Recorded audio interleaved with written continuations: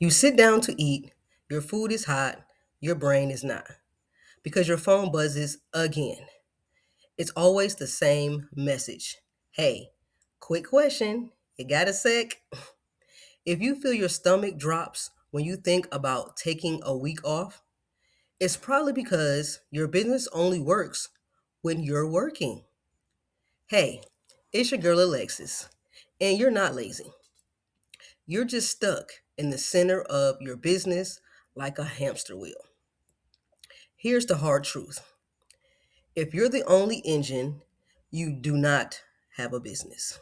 You have a high pressure freelance job with a fancy logo. So today, we're going to switch roles. Not from busy to more busy. No, no, no. You're going from operator to architect. And near the end of this video, I'll show you the 48-hour system that tells you if your business can run without you. As the operator, you do everything: marketing, sales, delivery, admin, follow ups, all of it. That means every part of your business connects to you. So when you step away, everything stops. Meanwhile, the architect sees the business like a machine.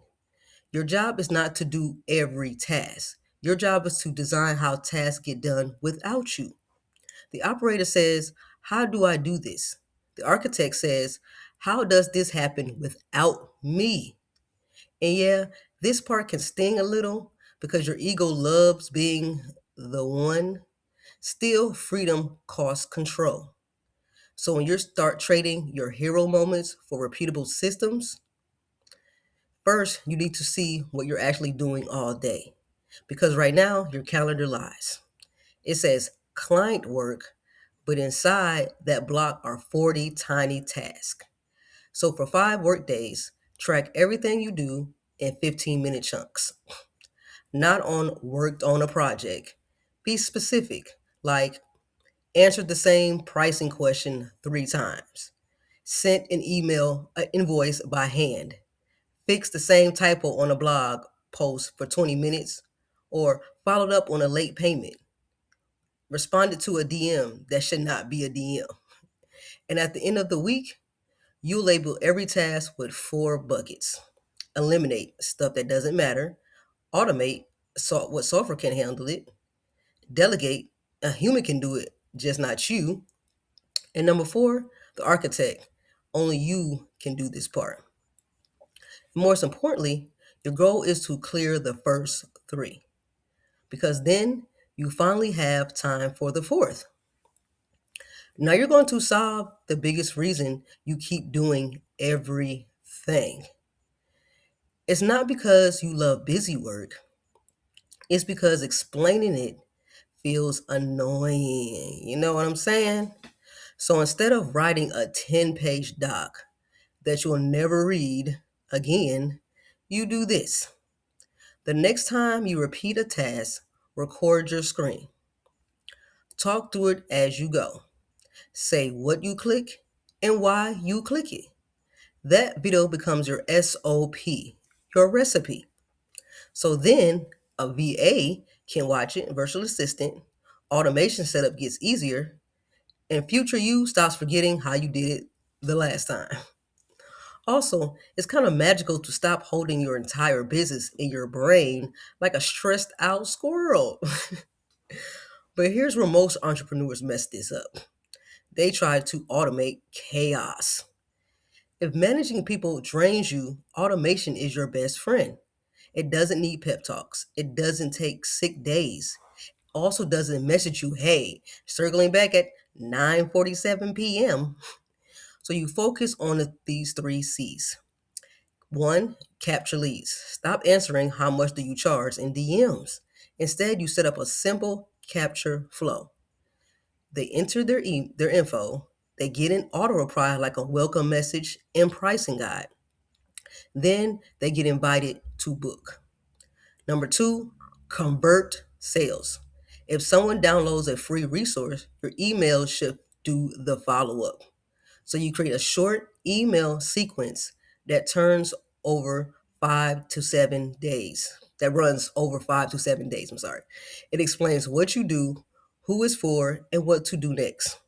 Meanwhile, you're living your life, gym, coffee, staring in the face, whatever your introvert heart wants. Number three, collect payments. Manual invoicing is a time trap.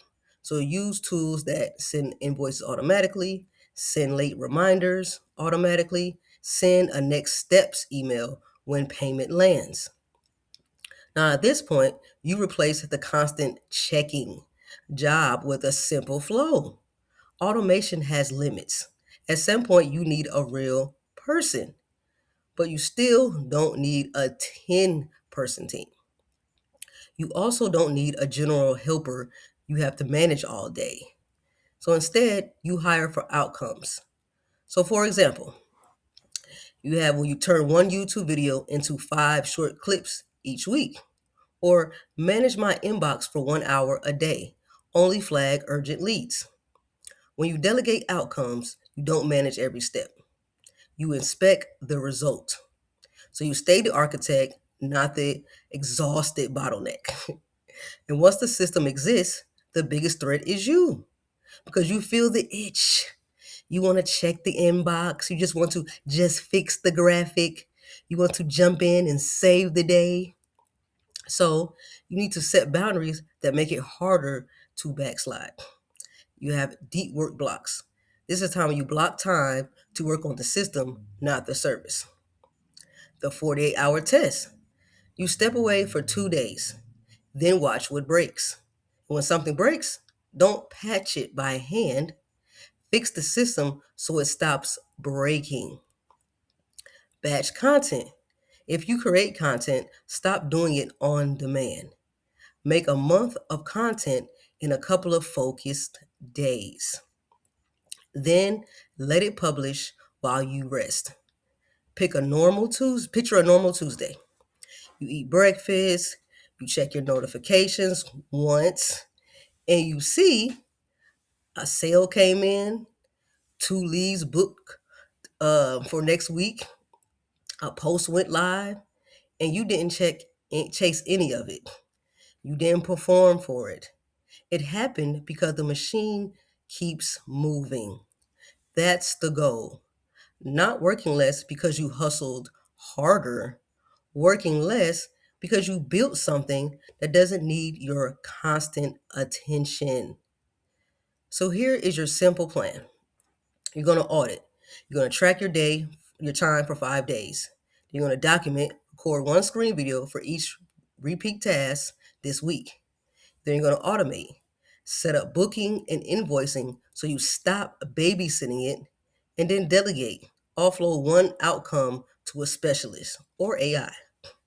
Then test. Take a system Saturday, no notifications, see what breaks. You don't need to be on every day to make money. You need systems that do the heavy lifting. So take one step this week. Pick the easiest repeat task you do, then record it once. If you want to go deeper, watch my next video about the 5 systems every online business needs. So, see you in the next video, and don't forget to like, share, and subscribe.